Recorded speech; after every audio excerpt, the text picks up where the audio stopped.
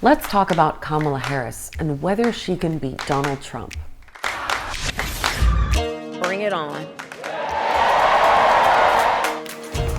She's the former Attorney General of California, a former U.S. Senator, the current Vice President, and the last-minute pick to be the Democratic Party's presidential candidate after Joe Biden dropped out. The old era is over, and the new era is here. It is go time. If she wins, Kamala Harris would become the first woman, the first Black woman, and the first South Asian American to hold the top job. You are witnessing the birth of a cultural phenomenon, and you need a cultural phenomenon to stop a cultural phenomenon. Donald Trump is a cultural phenomenon. Kamala, you're fired. Get out of here. You're fired. I will proudly put my record against his any day of the week. So how has Kamala Harris shaken up the race? What are the big issues playing out in her campaign? And what are her chances of winning the election on November 5th?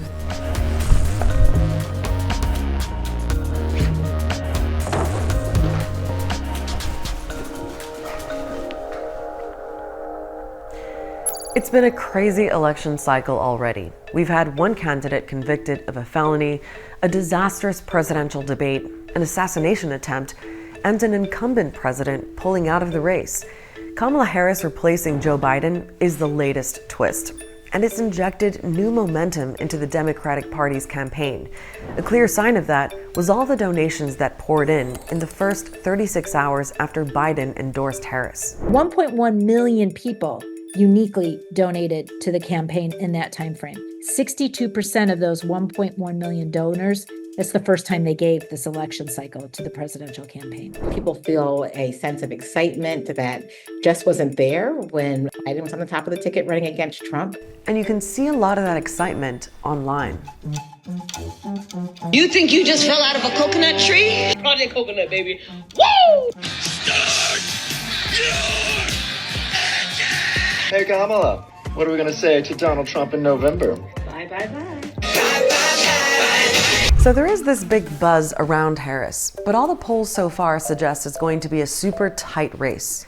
The question for the Democrats is whether they can turn that enthusiasm into enough votes in the right places. Because let's remind ourselves what it actually takes to win a presidential election in the US. It doesn't necessarily come down to getting the most votes overall. It's all about what's called the Electoral College. Every state has an assigned number of Electoral College votes, and the results in each state determine how many of those votes go to each candidate. 270 is the majority, so that's the number the candidates are chasing to win. Now, some states pretty much always go to the Republicans, so-called red states, and others reliably go to the Democrats, the blue states. Then there are the states that tend to swing between the two parties, and they're the key to getting to 270. In this election, there are 7 main ones, which both campaigns will focus on.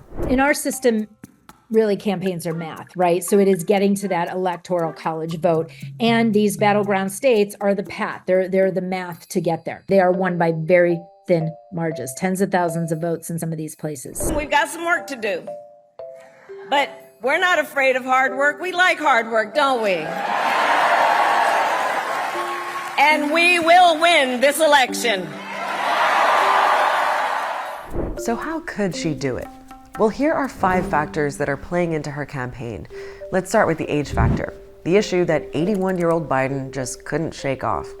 Kamala Harris is 59, so one of the biggest vulnerabilities for the Democrats has now become a strength. Donald Trump, who's 78, is now the old guy in this contest. And one of the Republicans' main lines of attack just isn't relevant anymore. I think they're definitely on the back foot. All of their messaging was on Joe Biden's age, on his cognitive abilities or lack thereof. They're going to have to pivot. It also seems that Kamala Harris has captured the imagination of a lot of young people, a really important voting bloc. She was labeled brat by the pop star Charli XCX. FYI, Brat is the name of her latest album, and it's becoming a trending meme about being a little chaotic and just being yourself. And Gen Z has run with it. Coconut, coconut, coconut, coconut. 666 to the Princess Tree. T-O-C-O-N-U-T.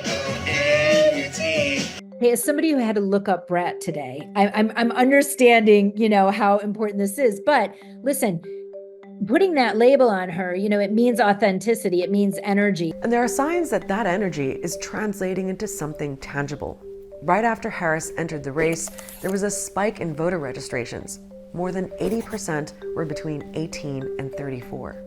Young people who felt kind of disengaged from the process were suddenly thinking, you know what, I feel like voting again. That said, the Trump campaign is also trying to reach young voters. And Trump's pick for vice president is actually younger than Harris. Donald Trump also named his running mate at the RNC convention. That energized a number of younger Republicans out there too. Next up is what we're calling the woman factor. And there are a few things to untangle here. First is to remember that women voters are another important demographic for any candidate, especially in those swing states. We've always known that suburban women are likely to decide this election. Young women are going to decide this election. And white women, college-educated women, could decide this election. This is another advantage and a strength that she's playing to. Having said that, Donald Trump has already beat a woman to the White House, Hillary Clinton, back in 2016. And plenty of women do support Trump. But a few things have changed since he ran against Clinton, including the fact that he's been found liable for sexual abuse in a civil trial. Trump weaponized gender norms against Hillary Clinton. I don't think he's going to be able to do that successfully this term, primarily because he's been convicted of sexual assault. Trump's behavior towards women is not an unknown, and it's rather misogynistic, it's patriarchal, and how Donald Trump treats Kamala Harris will have implications for how this key demographic of swing voters will vote in November. And then there's the issue of reproductive rights. Polls show that access to abortion is a big concern for a lot of voters, particularly women. And Kamala Harris has been a leading voice on that issue for the Democrats. The right of every woman in every state in this country to make decisions about her own body is on the line. And I've said it before and I will say it again. How dare they? In 2022, the Supreme Court overturned a landmark case, Roe v. Wade, which had protected abortion as a constitutional right. It was something many Republican politicians had been pushing for years, and it was the judges appointed by Trump while he was president that swung the decision, leading to abortion bans in many Republican-led states. We've seen in polling, we've seen this in referendums in red states, that Americans are really unhappy with the extreme bans on abortion. And so Republicans don't really want to touch this. They know that it's a losing issue for them. Reproductive freedoms could decide this election. The fact that a woman now is the top of the ticket, and this is one of her key issues, is going to attract women, whether they are Republican or Democrat. Next up, how race might play into this election. Kamala Harris has mixed heritage. Her parents were both immigrants. Her mother came from India and her father's Jamaican. It's hard to judge how her background might affect the vote. Some Republicans have drawn attention to it by referring to her as the DEI pick, which stands for diversity, equity, and inclusion. So it's this idea that the Democrats are playing identity politics, that there's this calculation that Kamala Harris should be president because of her identity, without giving any credence to her qualifications. And Trump himself actually questioned Harris's racial identity at a conference of Black journalists. She was always of Indian heritage, and she was only promoting Indian heritage. I didn't know she was Black until a number of years ago when she happened to turn Black, and now she wants to be known as Black. So I don't know, is she Indian or is she Black? It was the same old show. The divisiveness and the disrespect. The American people deserve better. And there are signs that Harris is already galvanizing huge support among Black voters and other minority groups. There was one video call led by Black women in support of Harris, where 90,000 people tried to join in, and it raised $1.5 million in just 3 hours. Another call led by Black men raised more than $1.3 million. There was a real concern that there were a number of particularly Black men who might be moving to vote for the Republican ticket this election cycle. And so this is a huge signal that having Kamala on the top of the ballot has mobilized Black voters, which is a key demographic group for Democrats. Democrats will not win an election with just Black people, but they will lose an election if there are not Black people supporters. So Kamala has already proven that she can re-energize a base that the Democrats so desperately need if they want to win in November. Another area where Harris seems to be stronger than Biden is her ability to go on the attack against Trump and the optics around her being a former prosecutor running against a convicted felon. I took on perpetrators of all kinds. Predators who abused women, fraudsters who ripped off consumers, cheaters who broke the rules for their own gain. So hear me when I say, I know Donald Trump's type. She can prosecute the case, the political case, and the economic case against Donald Trump. So it changes the dynamic there. Last on our list is Harris's policy record. Now, she's been in high-profile positions for a pretty long time, so there's lots of stuff that people can refer to, like her time as San Francisco's district attorney and California's attorney general.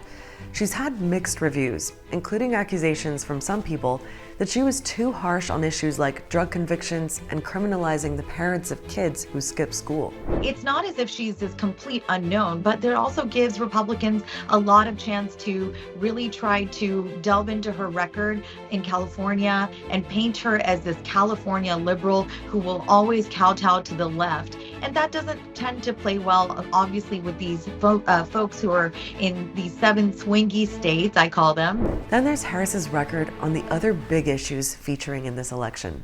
There's abortion, which, as we mentioned, her campaign will push as one of her strengths. There's also the economy, where as vice president, Harris is basically tied to Biden's record. Trump's arguing that the economy is in really bad shape, and a lot of people are struggling because of inflation. But Harris will try to emphasize things like high levels of employment, providing debt relief for students, and the fact that inflation has started to slow down. A trickier sell for Harris is her record on illegal immigration, which Trump and the Republicans are going big on. Record numbers of migrants have crossed illegally into the US from Mexico during Biden's presidency, and he specifically tasked Harris to work with governments in Central America to address the root causes to bring the numbers down. Do not come. Do not come. Kamala had one job, and that was to fix the border. Now imagine her in charge of the entire country. She launched a colossal illegal alien invasion of a country. She said, come on in, remember? Where she's lost, there's no question, has been on immigration. There's no question that she said, do not come. And millions of people came anyways. And they came in record numbers by the hundreds of thousands. And that has been a problem for the Biden administration. Now, those domestic issues will probably weigh most heavily on voters' minds. But Kamala Harris will also be tested on foreign policy.